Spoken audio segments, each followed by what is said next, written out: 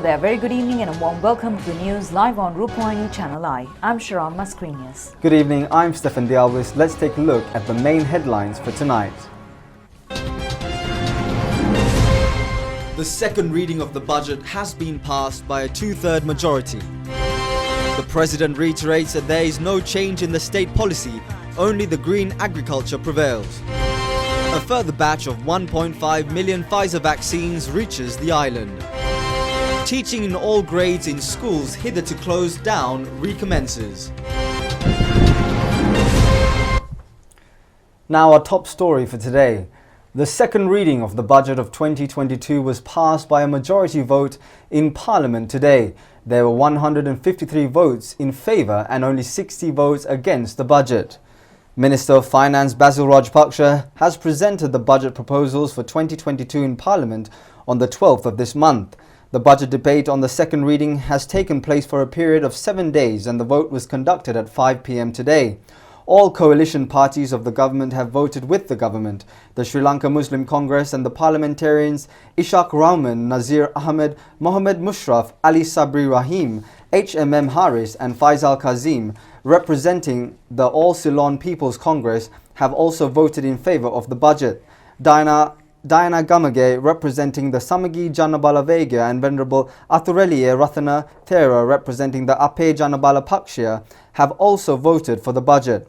There were 11 absentees accordingly. The second reading of the budget was passed by a majority of 93 votes.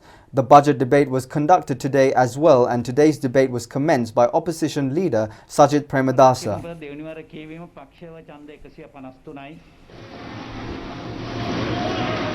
විපක්ෂව 60යි යෝජනාව සම්මතයි.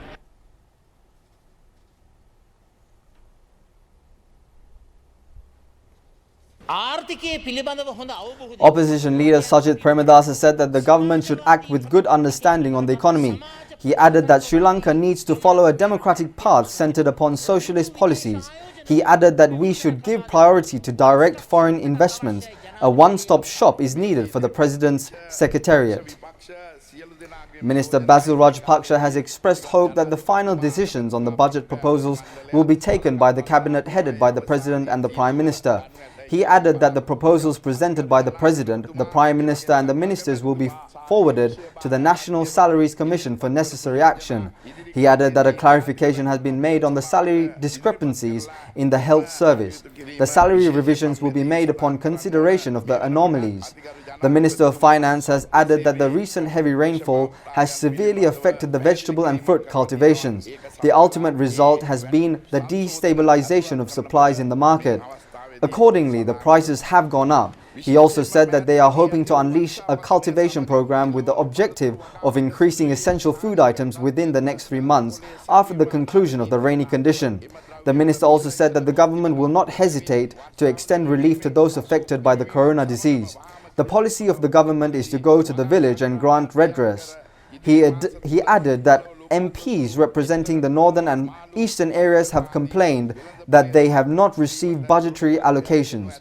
The minister further said that the budget has been prepared considering Sri Lanka as one country.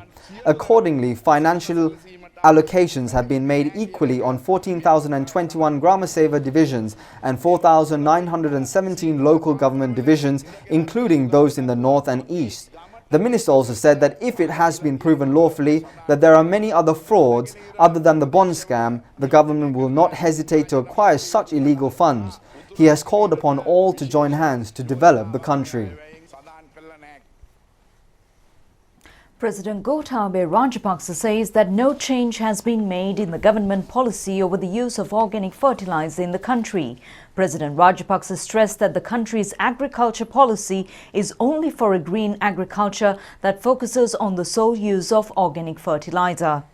The President made this observation at a special discussion held at the Presidential Secretariat this morning regarding the cultivation of the Maha season and the supply of organic fertilizer. President Rajapaksa said that the government will only distribute organic fertilizer and provide subsidies only for organic farming. The farmers should be properly educated. It is also vital to identify the chemical fertilizer mafia that exists when implementing this. The President emphasized that the commitment of the officials was essential to make the right policy victorious. The President inquired from officials at the district level about the cultivation of paddy and other crops in all parts of the country. The heavy rains that prevailed have reduced the yield of many crops, including vegetables. Moreover, the delay of the distribution of organic manure affected the cultivation activities during the Maha season. However, at district level, the cultivation activities commenced in nearly 70% of the total agricultural lands, the officials said. The President pointed out that the reason behind farmers organizing protests and delaying cultivation was that they have not been properly educated. The President expressed his displeasure to the officials for not accurately educating farmers. The President emphasized that the officials should work to find answers on behalf of the agitating farmers in accordance with the Green Agriculture Policy, and added that there is no obstacle for the officials who do not agree with the government policy to leave. The President also said that the support of a team that works clearly according to their conscience is needed for the success of this program. Minister Mahindananda Alutgamage, State Minister Shashindra Rajapaksa, Governor of the Western Province, Marshal of the Air Force Roshanguna Tilaka, and Anuradha Yampath, Secretary to the President P.B. Jayasundara, Principal Advisor to the President Lalit Veeratunga, and heads of the Ministry of Agriculture and its affiliated line agencies and organic fertilizer manufacturers were also present on the occasion. Academic activities in all schools in the island from grade 6 to grade 9 have commenced today. Meanwhile, a further consignment of 1.5 million doses of Pfizer vaccine was brought to the island at dawn today. The Ministry of Education has earlier taken steps to recommence school activities under several stages amidst the COVID pandemic accordingly. Academic activities in all grades in schools have resumed with effect from today.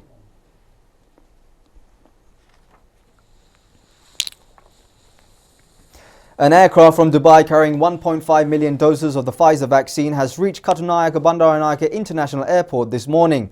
Thereafter, the stock was brought to the storage complex of the State Pharmaceutical Corporation.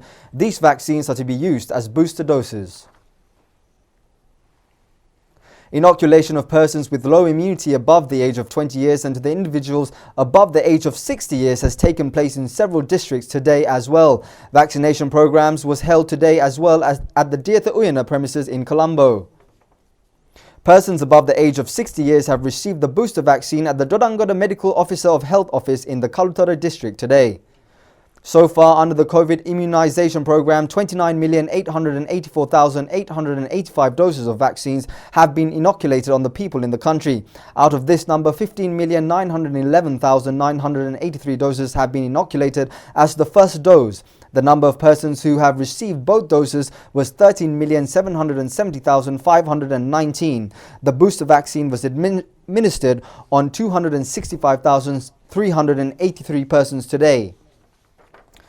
538 COVID-19 infected persons have been detected today. The total number of persons receiving treatment is 15,896. 376 COVID-19 patients were cured today. A total number of fully recovered patients is at 27,110. The Director General of Health Services has confirmed 31 COVID-19 related deaths which have occurred yesterday. 23 fatalities were of the age of 60 or above. The total number of victims between the age of 30 and 59 years is 7. PCR and antigen tests have confirmed the affliction of COVID-19 disease on 28 officials at the Rakwana police station in Ratnapura. It has also been established in antigen tests conducted on front row affiliated groups in the Badula Medical Officer of Health Division Office that 28 of the 94 persons were infected with the COVID-19 disease.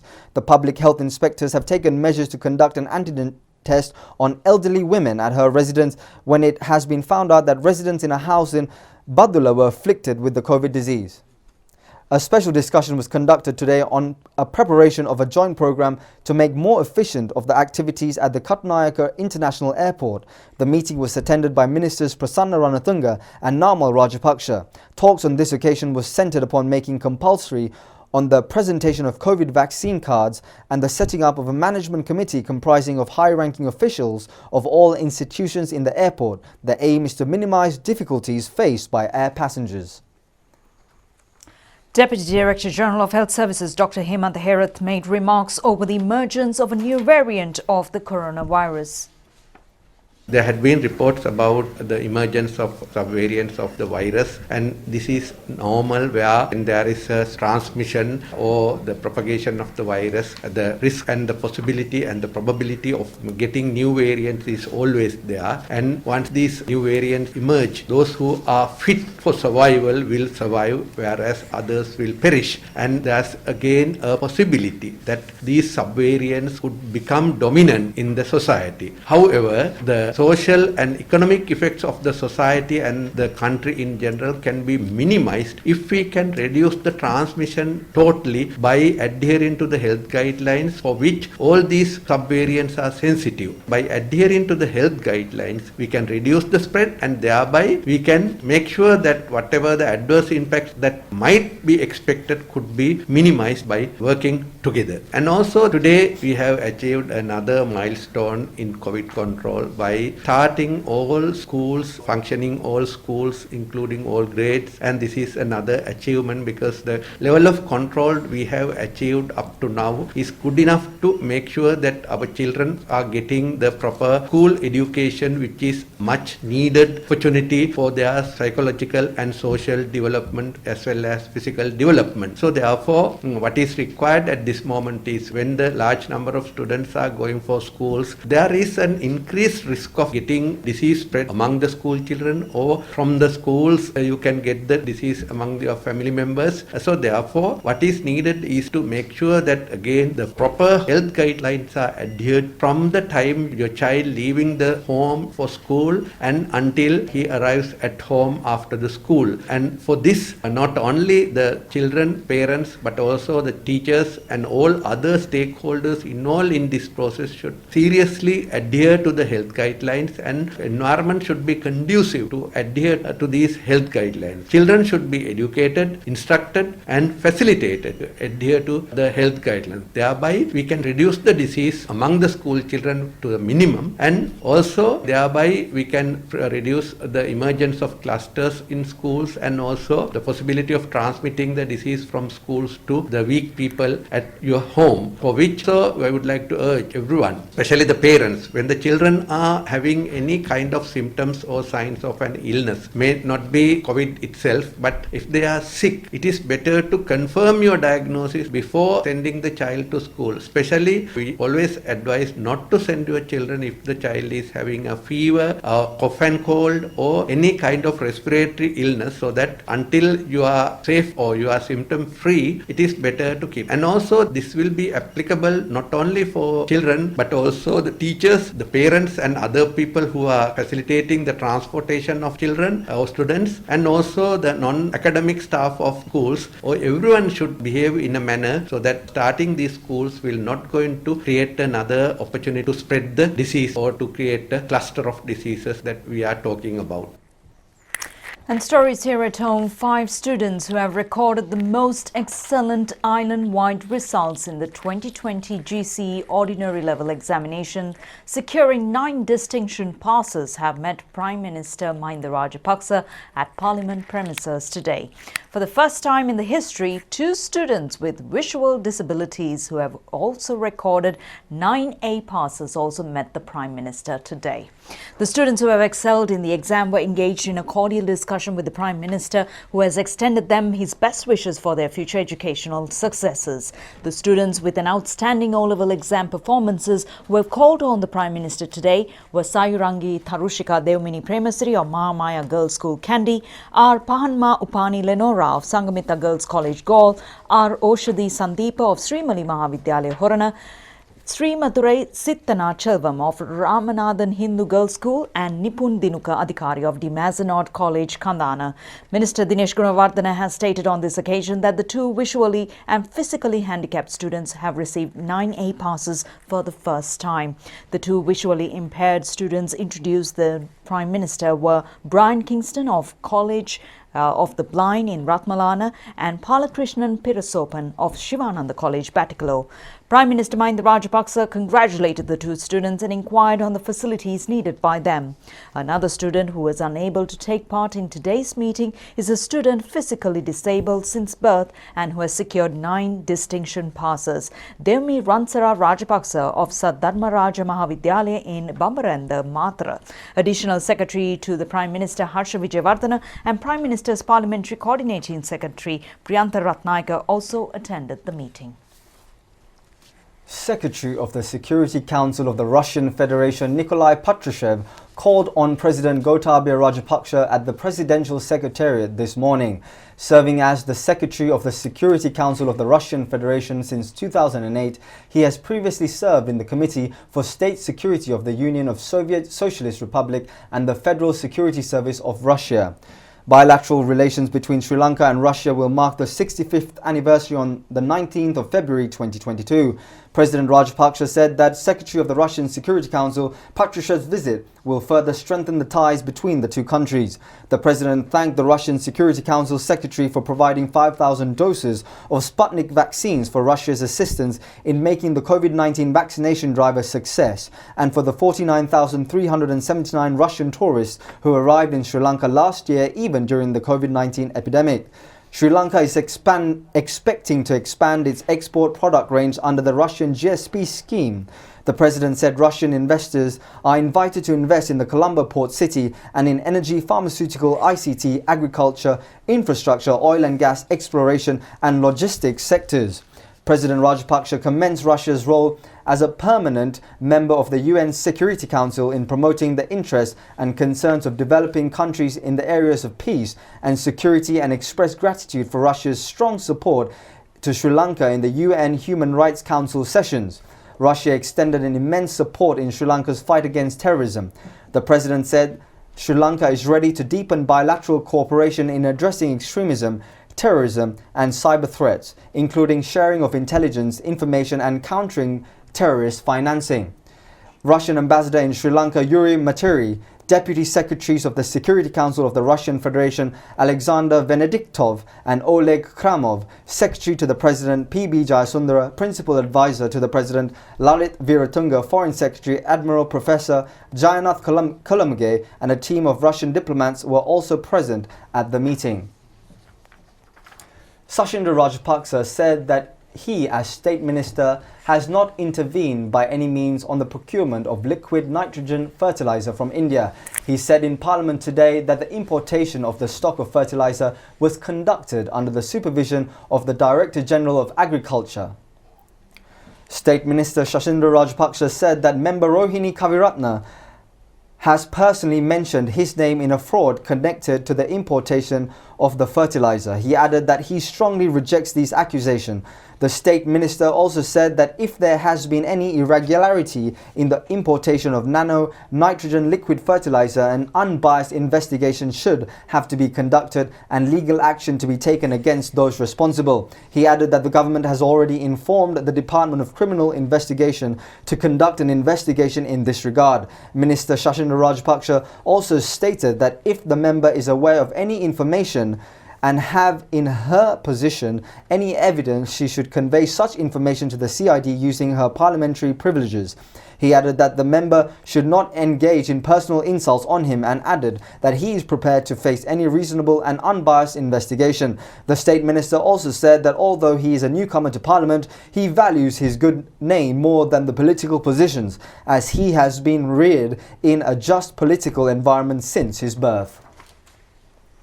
Minister Professor Jia Piri says that the Finance Minister Basil Rajapaksa is scheduled to engage in a tour in India shortly in order to discuss with the Indian government on the current situation facing Sri Lanka. The Finance Minister is scheduled to conduct talks with high-level representatives of the Indian government, including Prime Minister Narendra Modi. This was disclosed at a media briefing at the Sri Lanka Podujana Peramuna office today. Minister Professor Jayapiri said that Sri Lanka is facing its gravest economic crisis since receiving independence in the year 1948. He added that several factors have contributed to the situation. The biggest reason is the harmful effects from the COVID-19 pandemic. The minister also said that under the present circumstances, Sri Lanka has no need to act in isolation. He further said that Sri Lanka's international relations are at a conducive level. Minister Professor Jayapiri added that accordingly, Sri Lanka is in a position to come into a joint policy action with its friendly countries.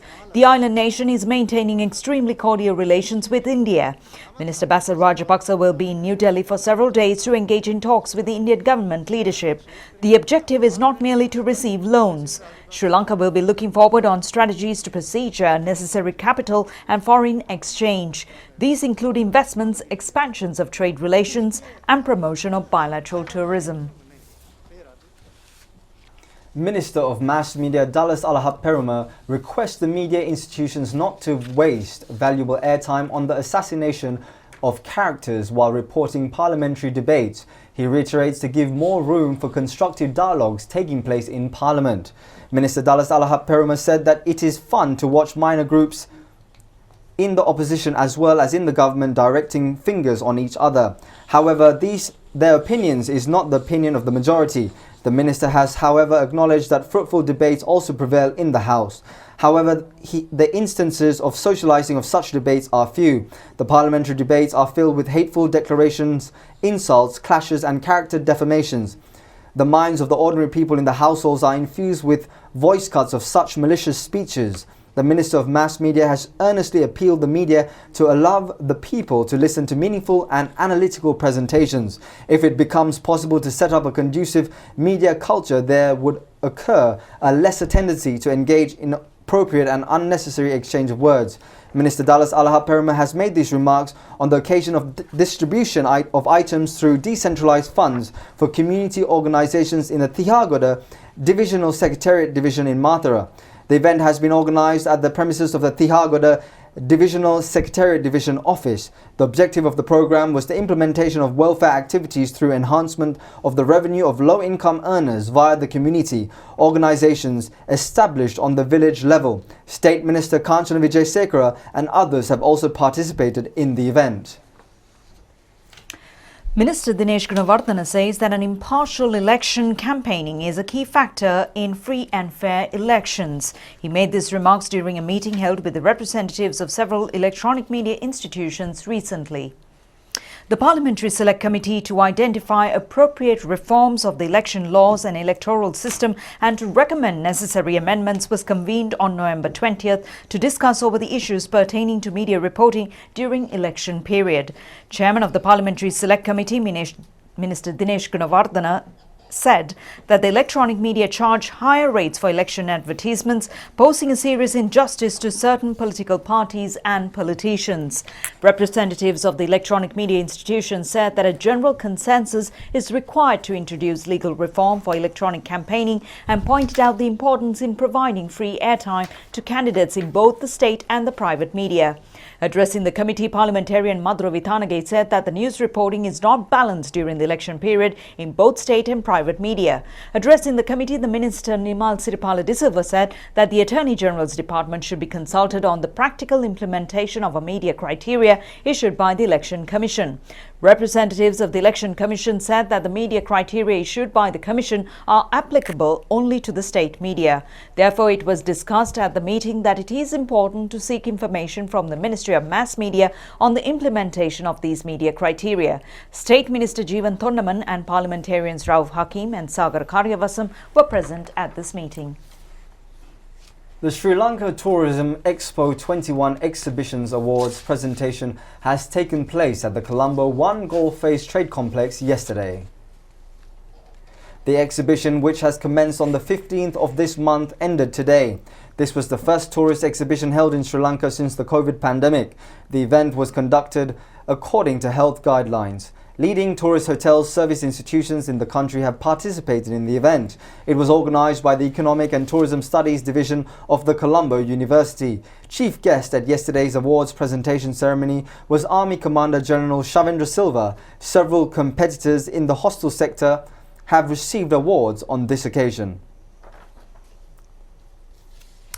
The Department of Meteorology says disturbances in the lower atmosphere of the sea area beyond the eastern coastal belt is in the east of the island have re-emerged. Director of the department, Atula Karunanayaka, says as a result of this low pressure situation in the Bay of Bengal and the increase in rainfall is anticipated shortly. The department weather forecast points out that the prospects of more rainfall in the northern, north central and eastern provinces tomorrow. Director of the Department of Meteorology said that a change in rainfall in the island has occurred. The disturbances have been observed once again in the lower atmosphere above the seas in the Bay of Bengal. He added that signs have also appeared regarding this situation gradually developing in the next few days and more rainfall in the island. Director of the department added that such adverse rainy weather conditions are especially expected on the 24th and 25th of this month.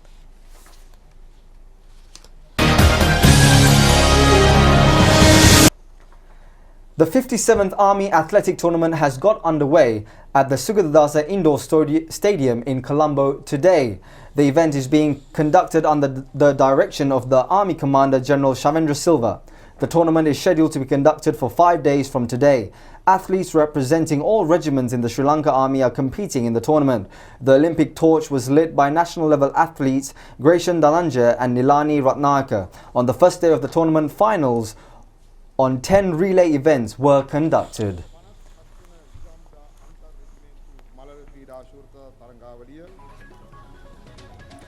That's it for the news this evening. Have a good night.